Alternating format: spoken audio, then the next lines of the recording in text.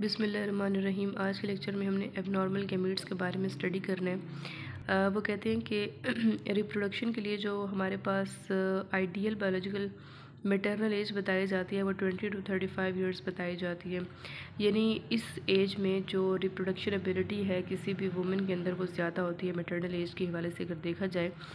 20 to 35 years ये ideal year समझे जाते हैं रिप्रोडक्शन के हवाले से। The likelihood of chromosomal abnormalities in an embryo gradually increase as the mother age. वो ये कहते हैं कि जैसे जैसे एक मदर की एज ज़्यादा होती है तो एम्ब्रियो में उतनी ज़्यादा क्रोमोसोमल एबनॉर्मेलिटीज़ के चांसेस बढ़ जाते हैं।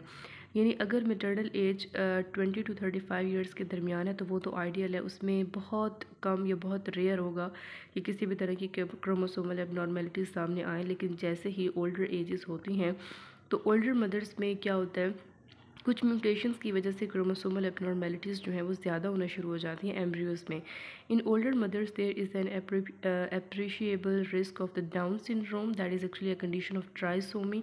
इसमें क्या होता है कि क्रोमोसोमल नॉन डिसजंक्शंस की वजह से जो क्रोमोसोम्स होते हैं वो सेपरेट नहीं हो सकते और other forms of the trisomy in the infant the likelihood अच्छा होता क्या है कि ट्राइसोमी में क्रोमोसोमल एबनॉर्मेलिटीज़ आ जाती हैं ना, तो डाउन सिंड्रोम भी ये बेसिकली उनमें ज़्यादा होता है जो ओल्डर मदर्स होती हैं, जो इनका लाइफ स्पैन जो ज़्यादा गुजार चुकी होती हैं। और हमें पता है कि आइडियल एज 20 to 35 ईयर्स है। अब अगर किसी वुमेन की एज 45 ईयर्स है कि 40 ईयर्स है तो डेफिनेटली वहाँ पे म्यूटेशनल फिनोमिनाज और म्यूटेशनल मैकेनिज़म्स की वजह से वो जो एम्ब्रियो होगा उसमें बहुत सारी नॉर्मेलिटीज़ आना शुरू हो जाएंगी। The likelihood of a fresh gene mutation change in the DNA also increase with as.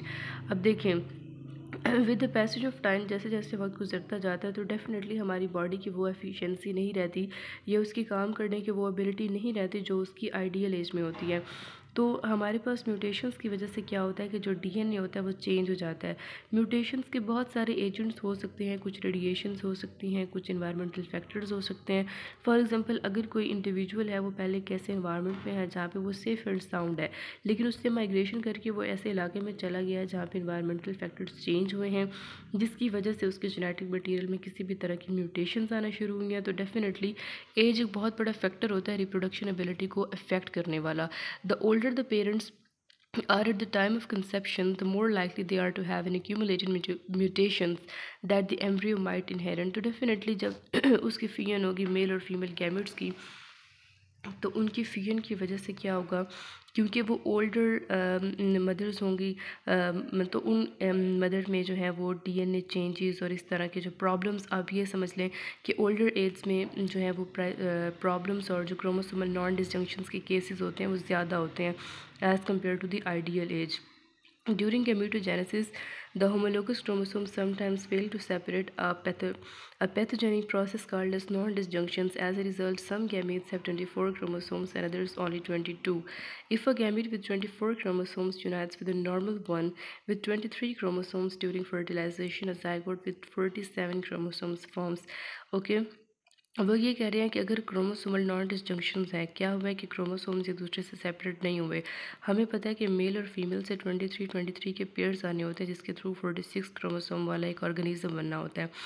अगर ऐसी सिचुएशन हो जाए कि एक से जो है वो 22 आ रहे हैं और एक से यानी कि हमारे पास 24 क्रोमोसोम्स आ रहे हैं 23 के बजाय और एक से हमारे पास 22 आ रहे हैं, ये क्रोमोसोमल एबनॉर्मेलिटीज़ जो होंगी वो डेफिनेटली पैदा होंगी कि एक क्रोमोसोम जो है वो बढ़ गया, ये एक क्रोमोसोम कम हो गया। इस कंडीशन को हम नाम देते हैं जो डाउन सिंड्रोम की कंडीशन, ठीक है। वो भी एक बहुत बड़ी क्रोमोसोमल नॉन डिस्टिंक्शन एबनॉर्मेलिटी की वजह से होती है। उसके अलावा this condition is non age trisomy. Trisomy एक ऐसी कंडीशन होती है जिसमें एक एक्स्ट्रा क्रोमोसोम प्रेजेंट होता है because of the presence of the 3 representatives of a particular chromosomes instead of the usual 2।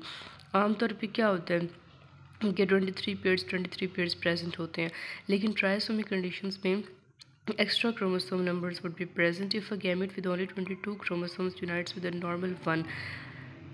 अब नॉर्मल में 23 होंगे ना और उसके साथ अगर 22 मिलें तो 45 क्रोमोसोम वाला इंडिविजुअल बनेगा। अब ये कंडीशन भी क्या है, अब नॉर्मल है, क्योंकि नॉर्मल कंडीशन तो 46 क्रोमोसोम्स वाली है ना। So this condition is also an abnormality and that is non as monosomy because only one representative of the particular chromosome pair is present. उसके बाद कह रहे हैं कि जो हमारे पास as many as 10% of the sperms ejaculated are grossly abnormal. अगर हम देखें 10% ऑफ द स्पर्म्स एजैकुलेशन पे 10% ऑफ स्पर्म्स जो हैं वो एबनॉर्मल होते हैं, यानी कि एक स्पर्म के दो हेड्स होते हैं। But it is believed that these abnormal sperms don't fertilize oocytes due to their lack of normal motility. Sperm की मोटिलिटी बहुत ज़रूरी होती है, क्योंकि जब तक स्पर्म्स जो हैं वो प्रॉपरली मूव नहीं करते तो उनकी फ्यूजन नहीं हो सकती, साइट ऑफ फर्टिलाइजेशन पे वो नहीं जा सकते। अब देखें, अगर स्पर्म्स जो हैं वो एबनॉर्मल हैं, एक स्पर्म के दो हेड्स हैं, तो वो एबनॉर्मल स्पर्म्स जो हैं उनके लिए डिफ़िकल्टी होगी कि वो किसी भी तरह के oocytes को फर्टिलाइज़ करें because of lack of normal motility.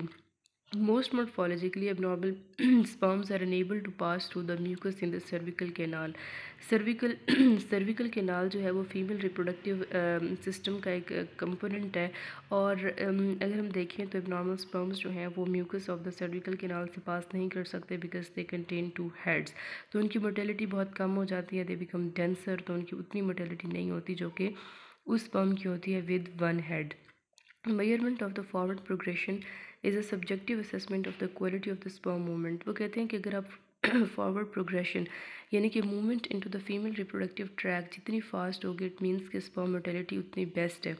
अगर फौरी तौर पे क्या होगा कि स्पर्म रिलीज़ हो जाने के बाद फीमेल रिप्रोडक्टिव सिस्टम में जो है वो without any restriction, without any barrier, without any यानी कि बहुत ज़्यादा टाइम कंजप्शन अगर वो वहाँ तक पहुँच जाता है, सो इट मीन्स कि वहाँ पे हमारे पास जो फॉरवर्ड प्रोग्रेशन है वो बेस्ट होगी, और वहाँ पे जो क्वालिटी ऑफ स्पर्म मूवमेंट है वो भी बेस्ट है। And such sperms are not believe to affect fertility unless their number exceeds 20%। और ये जो एबनॉर्मल स्पर्म्स होते हैं, अगर इनके बारे में वो कह रहे हैं कि इस उस वक्त तक इतने ख़तरनाक नहीं होते, इन सेंस के उनकी वजह से इनफर्टिलिटी हो सकती है अगर वो 20% को जो है वो इंक्रीज़ करें, लेकिन अगर वो 20% से कम होंगे तो उनका फर्टिलिटी पे ऐसा जितना इफेक्ट नहीं होगा। ऑल्दो सम oocytes हैव 2 और 3 न्यूक्लियाई। पहले हमने स्पर्म्स के बारे में बात किया, अब हम oocytes के बारे में बात कर रहे हैं। ऐसा हो सकता है कि एक oocyte में एक या दो या फिर तीन जो है वो न्यूक्लियाई प्रेजेंट हो। These cells die before the reach maturity. और ये जो सेल्स होते हैं ये डाई होना शुरू हो जाते हैं मेच्योरिटी से पहले ही, अपनी मेच्योर एज पे पहुंचने से पहले ये सेल्स डाई हो जाते हैं। सिमिलरली सम ओवेरियन फॉलिकल्स कंटेन 2 और मोर oocytes। इसी तरह से कुछ ओवेरियन फॉलिकल्स होते हैं जिनमें दो या दो से ज़्यादा oocytes होते हैं, लेकिन ये फिनोमेना बहुत रेयर होता है। तो जो हमारे पास एबनॉर्मल गैमीट्स होते हैं इनकी कंडीशंस बेसिकली रिलेट कर रही हैं एज फैक्टर्स के साथ। वो वाले पेरेंट्स मतलब जो ओल्डर हैं तो उनमें उनके अंदर जो है वो एबनॉर्मेलिटी के चांसेस जो हैं वो ज़्यादा होते हैं। ट्राइसोमी एक ऐसी कंडीशन होती है जब एक एक्स्ट्रा क्रोमोसोम प्रेजेंट होता है, ठीक है। इसी तरह से जो मोनोसोमी है वो भी एक क्रोमोसोमल नॉन डिस्जंक्शन की एक हमारे पास केस होता है जिसमें क्रोमोसोम्स जो हैं वो किसी की ज़्यादती हो जाएगी या किसी जगह पे क्रोमोसोम कम हो जाएगा। एबनॉर्मल स्पर्म्स वो होते हैं जिनके अंदर जो कंपोनेंट्स होते हैं समहाउ उनमें कुछ ना कुछ वेरिएशंस होती हैं। अब जो एबनॉर्मल स्पर्म्स होते हैं उसमें दो हेड्स होते हैं, और बेसिकली अगर ये 10% हैं या 20% से कम है तो ये इतने डेंजरस नहीं होते इन अ सेंस कि वो इनफर्टिलिटी काज नहीं करते। लेकिन अगर ये एक्सीड कर जाएँ 20% को तो ये फर्टिलिटी को अफेक्ट करेंगे unless their number exceeds 20%। So although some oocytes have to. इसके अलावा जो oocytes होते हैं उसमें दो या दो से ज़्यादा न्यूक्लियाई हो सकते हैं, और ये सेल्स मेच्योरिटी की एज से पहुंचने से पहले ही डिस्ट्रॉय हो जाते हैं, डाई हो जाते हैं। इसी तरह से कुछ ओवेरियन फॉलिकल्स जो हैं उसमें दो या दो से ज़्यादा oocytes होते हैं, लेकिन ये फिनोमेना बहुत रेयर होता है। So that was all about the abnormal gametes.